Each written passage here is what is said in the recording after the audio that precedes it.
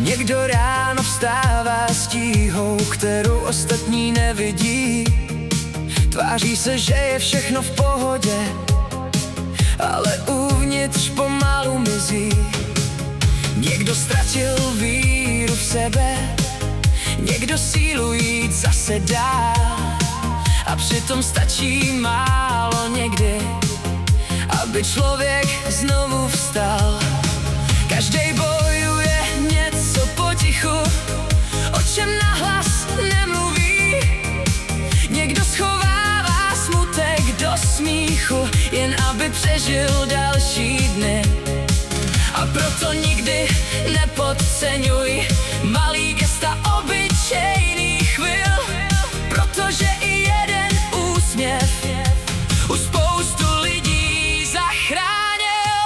Možná nevíš, koho právě zachráníš, když někomu trochu světla rozdáš. Někdy stačí jen pár slov a smích, aby člověk zase chtěl dál žít. Tak se směj, i když prší nad hlavou, smích je síla, co nás drží nad vodou. Jeden úsměv může změnit celý svět, vrátit lidem barvy, když chtějí blednout zpět. Tak se směj, nech tu energii jít, život není o tom pořád něco mít. Nejvíc stejně zůstane v nás, když jsme někomu rozsvítili tvář. Možná někdo právě čeká na jediný důvod neusnout sám.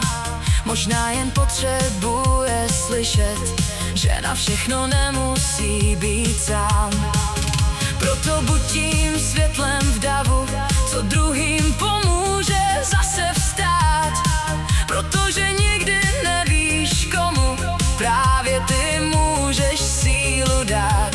A jednou bude nejvíc cenný, ne to, co člověk vlastnil dál, ale kolikrát někomu v životě vrátil naději a smál se s ním dál. Proto rozdávej radost kolem sebe, i když svět někdy bolí víc. Protože dobro, co dáš lidem, se vždycky vrátí zpátky vstříc.